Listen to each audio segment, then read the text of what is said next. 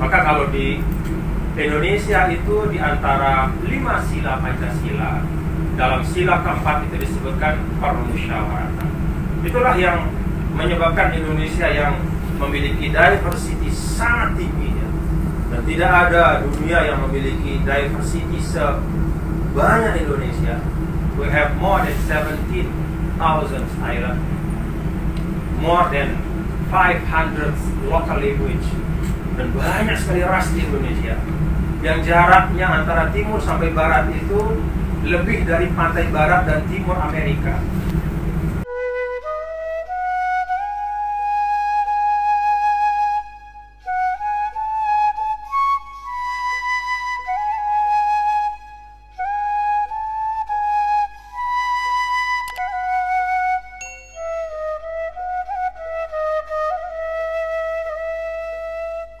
Assalamualaikum warahmatullahi wabarakatuh.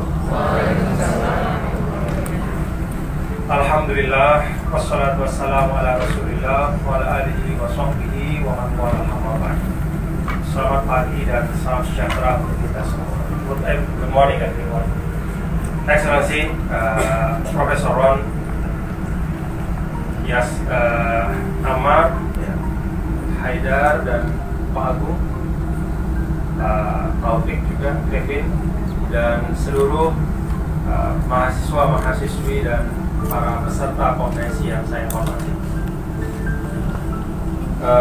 Actually last night Taufik sent me text through WhatsApp asking me which language will deliver your speech tomorrow. I asked him with the audience. He said that all registered members are from Indonesian students, so I decided to deliver my speech in Indonesia. Gak masalah ya, adik-adik semua, para hadir-hadir sekalian. Saya diberikan tema pada konferensi ini tentang ASEAN. Pertama, tentu saya ingin menyampaikan terima kasih sebesar-besarnya kepada teman-teman, adik-adik, para mahasiswa, dan saya senang sekali bisa bersilaturahmi dengan Anda pada pagi hari ini. Ada banyak hal yang seharusnya saya hadiri di Indonesia, tapi saya sampaikan ke Taufik bahwa saya selalu berusaha untuk memprioritaskannya untuk berjumpa dengan adik-adik para mahasiswa, karena saya yakin bahwa Anda semua para mahasiswa adalah tulang punggung bagi Indonesia dan ASEAN yang lebih hebat di masa yang akan datang. Saya sudah menulis beberapa pointers ya. Semalam juga saya kirim ke Taufik, dan saya tidak tahu apa sempat ditayangkan dalam bentuk PowerPoint ya. Tapi intinya dalam pointers itu saya menyampaikan tentang ASEAN dalam 3 kata kunci ya. 3 kata kunci itu adalah pertama Islam, yang kedua ekonomi, dan yang ketiga adalah moderasi. Seperti apa penjelasan dari 3 kata kunci ini? Adik-adik semua dan para peserta, para partisipan yang saya hormati, kalau kita melihat ASEAN ya, sebagai satu entitas regional, ASEAN itu kan tidak berdiri sendiri. Ada banyak entitas regional di dunia ya, yang dibentuk untuk mewadahi kepentingan kolektif ya, dari para anggota entitas itu, anggota dari federasi, aliansi, atau apapun namanya. Kalau kita lihat dalam sejarah ya, di European Union itu jauh sebelumnya itu ada Council of Europe ya, 1949. Ada juga African Union yang menggantikan Organization of African Unity 1963. Ada juga kalau di Timur Tengah itu Arab League atau Liga Arab. Kemudian di Asia Tenggara ini itu ada ASEAN yang sekarang menjadi sesuatu yang mewadahi kita, menjadi menjadi entitas kolektif kita di Asia Tenggara ini. ASEAN itu terbentuk 1960. Dan kalau kita lihat dalam konteks terbentuknya ASEAN, para hadirin sekalian, ASEAN itu dibentuk dalam konteks situasi global, ada Cold War atau ada perang dingin. Jadi bukan dalam keadaan yang biasa. ASEAN itu terbentuk dalam keadaan yang tidak biasa. Saat itu juga ada gejolak perang Vietnam. Dan kita tahu Vietnam adalah bagian dari Southeast Asian nation, bagian dari Asia Tenggara ini. Nah, dalam konteks itu kemudian ada deklarasi Bangkok yang menjadi ruh daripada ASEAN. Pada saat perang dingin, pergolakan Vietnam, kita mampu menyatukan diri.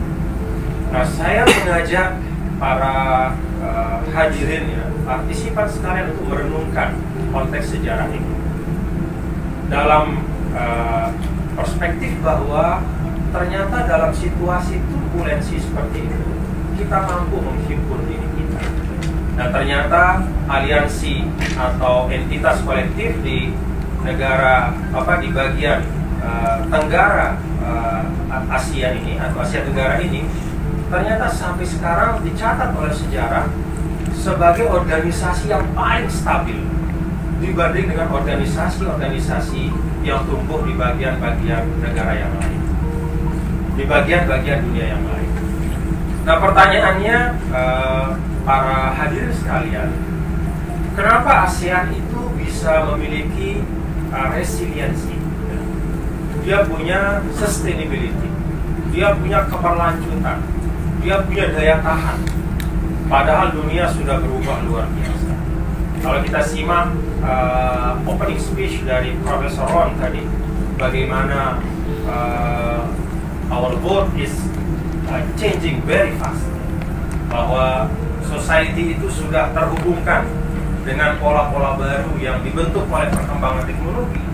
Nah, kita bisa bayangkan bahwa dalam situasi yang luar biasa cepatnya perubahan ini, ternyata ASEAN itu bisa bertahan sampai saat ini.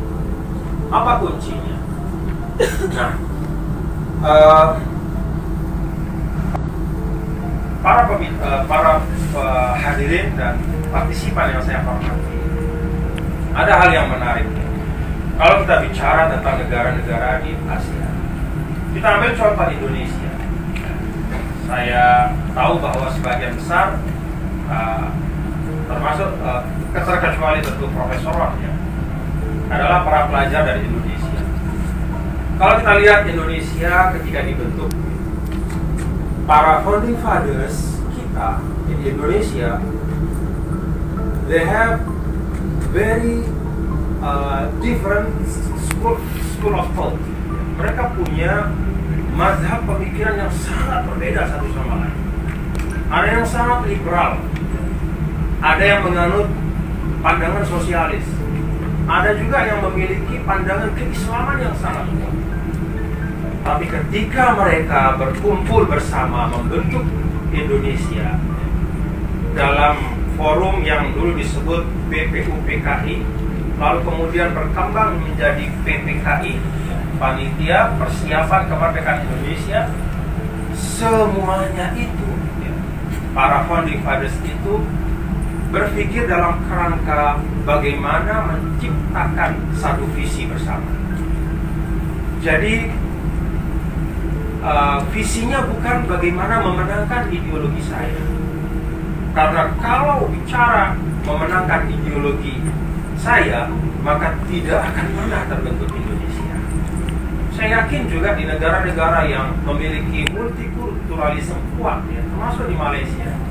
Malaysia ini kita tahu banyak sekali suku yang berkembang. Anak-anak bangsa Malaysia ini berasal dari ras-ras yang berbeda. Ketika mereka membangun Malaysia dengan semangat multikulturalisme untuk mencari kesepahaman bersama, terbentuklah Malaysia. Seperti itu pula proses terbentuknya Indonesia. Dan seperti itu pula saya yakin juga proses terbentuknya banyak negara-negara di Asia Tenggara ini. semangat untuk mencari konsensus. Apa salah satu esensi dari mencari konsensus itu? Mencari konsensus itu artinya tidak memutlakkan pandangan Anda. Jadi selalu terbangun dialog. Maka kalau di Indonesia itu di antara 5 sila Pancasila, dalam sila keempat itu disebutkan permusyawaratan. Itulah yang menyebabkan Indonesia yang memiliki diversity sangat tinggi, ya. Dan tidak ada dunia yang memiliki diversity sebanyak Indonesia. We have more than 17,000 islands, more than 500 local language, dan banyak sekali ras di Indonesia.